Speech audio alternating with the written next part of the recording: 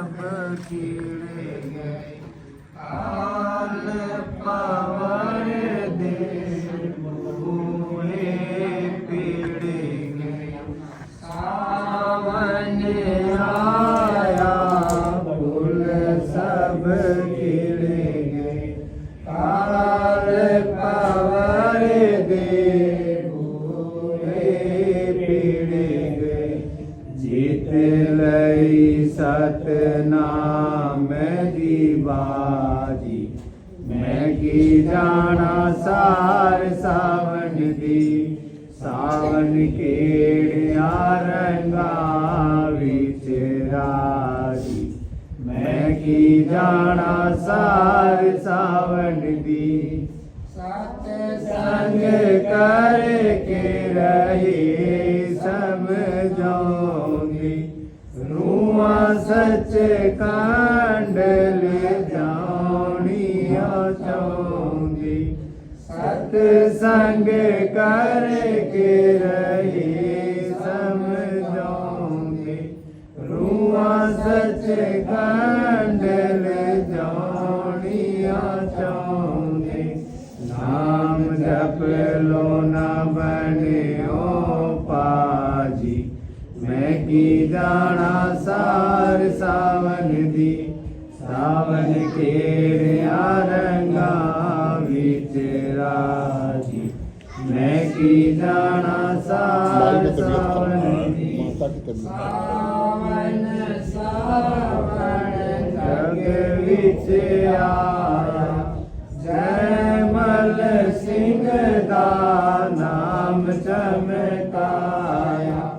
सावन सावन जग विच आया, जयमल सिंह दा नाम चमकाया।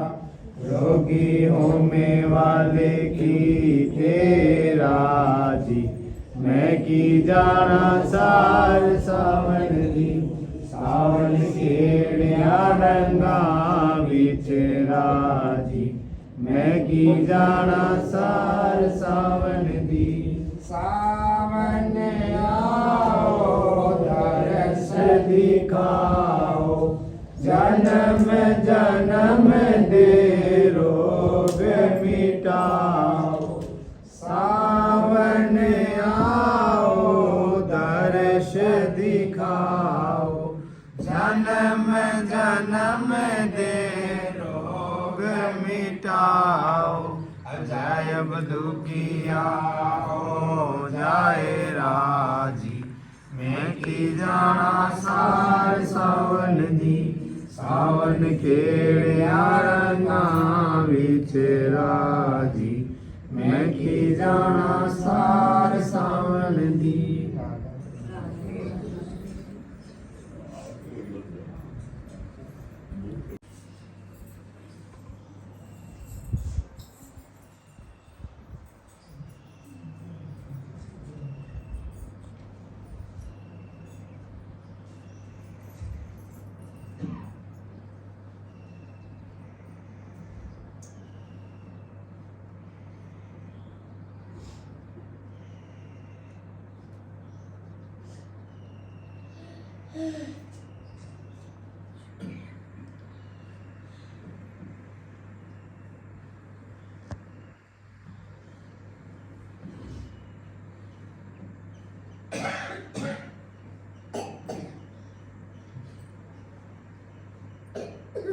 आप लोग इतना दूर से प्रोग्राम दर्शन के लिए आते हैं,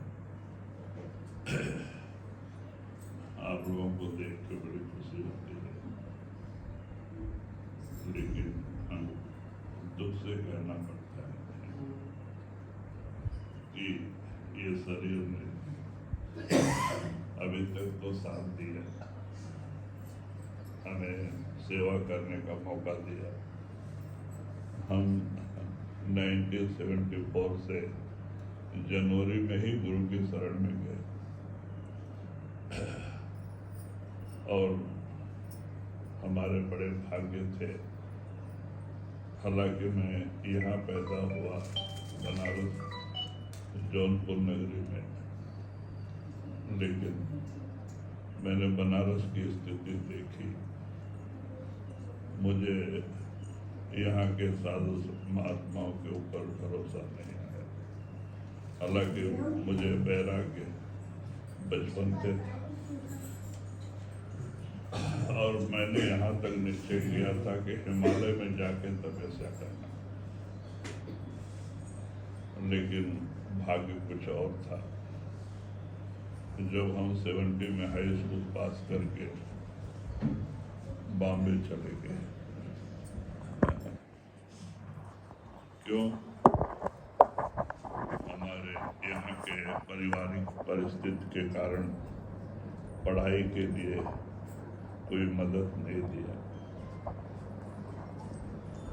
तो हमें नौकरी पे जाना पड़ा। तो बहुत बड़ी कहानी है। बम्बई में करीब, पहले उम्र कम थी, हालांकि नौकरी के लायक उम्र नहीं थी। हाई स्कूल पास करके गए, माने परीक्षा दे के गए थे। जाकर के वॉचमैनी किए सीफेस में, समुद्र के किनारे। एक अमेरिकन है तो इंडियन, वो अमेरिका में रहते हैं, डॉक्टर हैं। उन्होंने 4 बिल्डिंग बनाई थी सीफेस पे। एक 20 महले की, वही पहले ऊंची बिल्डिंग थी बम्बई में। दूसरी 19 महले की और तीसरी 17 और एक 14। तो उसमें हमारी सिक्योरिटी थी।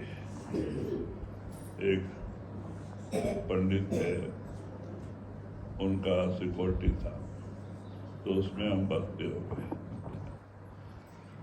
तो हमें लिफ्ट चलाने का काम दिया था। लिफ्ट बड़ी बड़ी होती थी, सामान ऊपर नीचे जाता था, तो पहले हैंडल के ऊपर चलते थे। वहाँ कोने में बैठ के हैंडल घुमाना पड़ता था ऊपर नीचे। तो उस समय 120 रुपये पेमेंट था। यहाँ आके मैं में पड़ गया। मैं महात्मा कहते, भाई आप कौन है? ये शरीर, ये तो किराए का मकान है, आत्मा के रहने का मकान है। खैर किराए का है। तुम आत्मा अपने आप को पहचानो। जब आपकी तीसरी आंख खुलेगी, पहले आपको अपना आत्मा नजर आएगा। आत्मा कहाँ है? ये आप है। अंदर में आत्मा भी बैठा है, मन भी है, तो पहले आत्मा ही नजर आती है। जब आप अपने आप को देख लोगे, आपको भरोसा हो जाएगा, अरे मैं शरीर नहीं हूं, ये तो मिट्टी का बर्तन है, मैं आत्मा हूं, इस शरीर को चलाने वाला। भरोसा हो जाएगा, आपका दुनिया से प्रेम हट जाएगा, उस मालिक के से जुड़ जाएगा।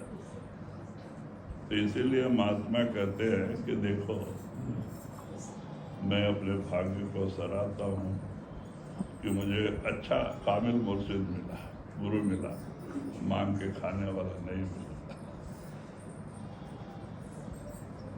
और उन्होंने मुझे हुक्म दे के आंध्रा में भेजा सत्संग करने के लिए। आंध्रा में भेज के ऐसे नहीं छोड़ा, मुझे हर तरह से निहाल कर दिया। गुरु दाता होता है, मांगता नहीं होता है।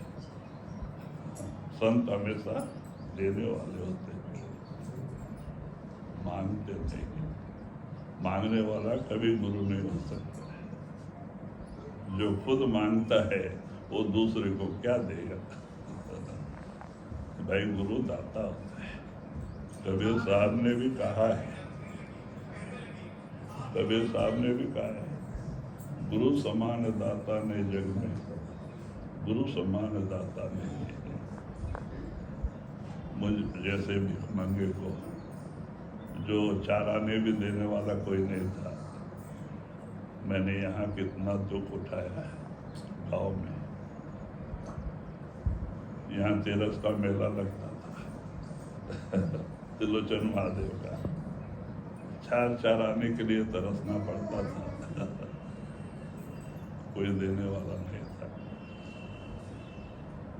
आज ऐसे भिखमंगे को बादशाह बना दिया। सच करता हूँ, हर साल हम करोड़ों रुपए का काम करवाते थे हर जगह पे। जहाँ भी 150-200 संगत है, मैंने उनके लिए बड़ा बड़ा सेट डाल के दिया। वहाँ भी 2-4 कमरा बनवा दिया। क्यों? ये माया है, ये जमा करने की चीज नहीं है। क्यों? माया आपके दिमाग को खराब करेगी। तो कहते साधु गांठ न बांधई, उधर समाना ले, आगे पीछे हर खड़े, जब चाहे तब दे। आगे पीछे वो मालिक गुरु समर्थ है, वो जब चाहे तब देता है। तो बैंक बैलेंस करने की क्या जरूरत है? अब बोर का पानी खर्च करते रहो, आते रहता है। रोक दो तो उतना ही रहेगा खर्च करो, बढ़ता है। कबीर साहब ने कहा है ना, धन दिए धन ना घटे, और न पंछी पिए ना नीर, नदी का नीर। कहे इस तरह से धन देने से धन कम नहीं होता है, बढ़ता है, बढ़ता है। मैंने देखा है अपनी जिंदगी में। दान पुण्य करने वाला मैंने ऐसे ऐसे लोगों को देखा है जो मजदूरी करते थे, आज 35 एकड़ के आसामी हैं। ऐसे 1.5 महीना सत्संग सुना, वैराग्य पैदा हो गया। आप नहीं मानेंगे, मैंने बाबा जी को कभी देखा नहीं था। वो बेंगलुरु आश्रम में थे, उनका बेंगलुरु में आश्रम है, 111 एकड़ जमीन है। उन्होंने 25 साल प्राणायाम साधन किया था। बाद में श्याम सिंह महाराज जी के पास जाके संत महात्मा बने। देखो, सिद्ध पुरुषों के भी प्राणायाम त्याग किया। तो बाद में तो मैं वैराग्य पैदा हो गया। 1.5 महीना सुन के पेमेंट लिया। उसमें पेमेंट कितना था? 350 रुपये मिल का। लेकिन 350 में 10 आदमी का खाना महीना भर चल जाता, माने इतना सस्ता था। और बम्बई का जीवन बहुत कठिन था। इंदिरा गांधी खाने के लिए बहुत तकलीफ है। तो इंदिरा गांधी अमेरिका में जो लाल गेहूं सुअर को डालते, वो गेहूं वहां से मंगाते थे और राशन पे वही गेहूं देते थे। उसकी रोटी भी लाल लाल होते थे, कोई काम का नहीं हो। अमेरिका में सुअर को डालते और वो गेहूं यहाँ इंसान को खिलाते थे बॉम्बे में। बहुत कठिन परिस्थिति थी। लेकिन बाबा जी को हमने नहीं देखा था, लेकिन इतनी विरह पैदा हो गई, मेरा एक दिन एक बरस जैसे बीतने लगा। मेरा संस्कार जागृत हो गया और मैंने निश्चय किया कि अब गुरु का दर्शन करना चाहिए। और सब कुछ छोड़ छाड़ के पेमेंट लिया और बस पकड़ लिया। बस डायरेक्ट जाती है और सीधा बेंगलुरु। रात भर बस स्टैंड में रहे, सवेरे आश्रम। जनवरी 1974 जनवरी मैं गया। महाराज देखा, बोला अच्छी बात है। आप सेवा करना चाहते हो या तो दर्शन करके जाना चाहते हो? नहीं महाराज, कुछ दिन सेवा करना है, ले जाओ इनको कमरा दो। क्योंकि खेती का काम होता था। महाराज कहते थे बेटा कभी किसी के आगे हाथ नहीं फैलाना, शरीर से मेहनत करो, अपनी कमाई करो, आप खाओ, दूसरे को खिलाओ, भजन भक्ति करो। वहाँ सिखाते थे। तो रात भर भजन, नाइट ड्यूटी दिया था। 111 एकड़ का चक्कर, एकड़ बोला तो 1.5 बीघे का 1 एकड़ होता है, तो वो 1.25 किलोमीटर का चक्कर होता था रात को। हम सुमरन करते हुए चक्कर लगा के आते थे 20 मिनट, फिर बैठते थे 10 मिनट, फिर सुमरन करते हुए जाते थे। तो इस तरह से जो सुमरन करने से लगातार 6 महीने में, सच करता हूँ, 6 महीने में सत्संग सुनते सुनते मेरी रूह चढ़ाई करने लगी। अंदर गुरु दर्शन होने लगा। संत मत कथनी का विषय नहीं है, करनी का विषय। कहते हुए सुमरन करके देखो, नाम में क्या ताकत है। आपको अपने अंदर आना है और तीसरी आंख खोल के देखो आपके अंदर परमात्मा ने क्या क्या नहीं रखा है आपके लिए। खजाना है आपके पिता ने आपके अंदर रखा। अगर वो मिल जाए आप धन्य हो जाओ। आप तो दुनिया को देने वाले हो, मांगने वाले नहीं हो। लेकिन आज रोटी और कपड़े की चिंता, कल की चिंता, भाई क्यों? आप अपने आप को भूल गए। संत समागम हर कथा तुलसी दुर्लभ दोए, सुत दारा और लक्ष्मण पापी के भी होए। कहते अच्छे औरत बाल बच्चे, करोड़ों रुपए पापियों के भी होए। ये होने से कोई भाग्यशाली नहीं होता। भाग्यशाली वही है जिसको संतों का समागम मिला, सत्संग मिला, उनका आना जाना खत्म हो गया, वो भाग्यशाली। जो फिर 84 में आएंगे। मेरा तो अभी मुंह कुचा। तो मैं कुछ करना चाहता था, अभी तक इस शरीर ने साथ दिया हमको 74 से अभी तक। अभी ये शरीर तो शरीर है, ये कोई मशीन तो है नहीं भाई चालू करते जाओ। तो ये भी अभी कुछ साथ नहीं दे रही है, अभी साथ नहीं दे रही। इसीलिए मैंने सारा प्रोग्राम सब जगह का बंद कर दिया है। यहाँ भी एक दिन मैं अच्छा रहता हूँ, एक दिन बहुत तबीयत खराब हो जाती है, पहले जैसा नहीं है। और यहाँ भी मैंने कैंसिल करने की सोचा था, लेकिन फिर 2 दिन में ठीक हो गया। बोला नहीं, जाके आएंगे। क्योंकि शरीर काम नहीं दे रहा है। साथ में भाई कैसा भी शरीर तो शरीर है। तो इसीलिए आप लोग को सोचना नहीं। अब प्रोग्राम कुछ कम रहेगा, हम लास्ट दिन एक सत्संग करेंगे, क्योंकि हमारा मुंह सूखता है और कुछ तकलीफें आती हैं शरीर में बोलने से। इसीलिए मैंने सत्संग बंद किया। अच्छा दादा साहब,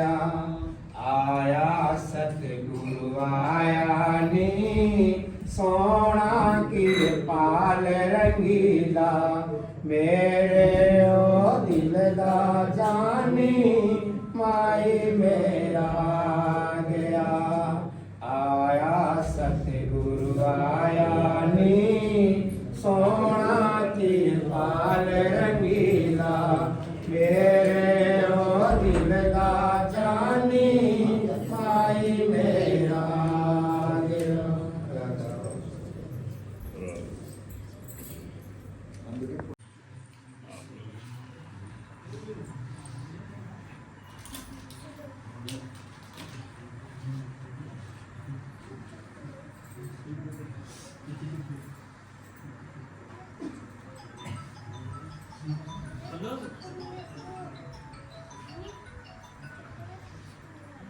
सावन केरे आरंगा बीच रागी मैं की जाना सार सावन की सावन केरे आरंगा बीच रागी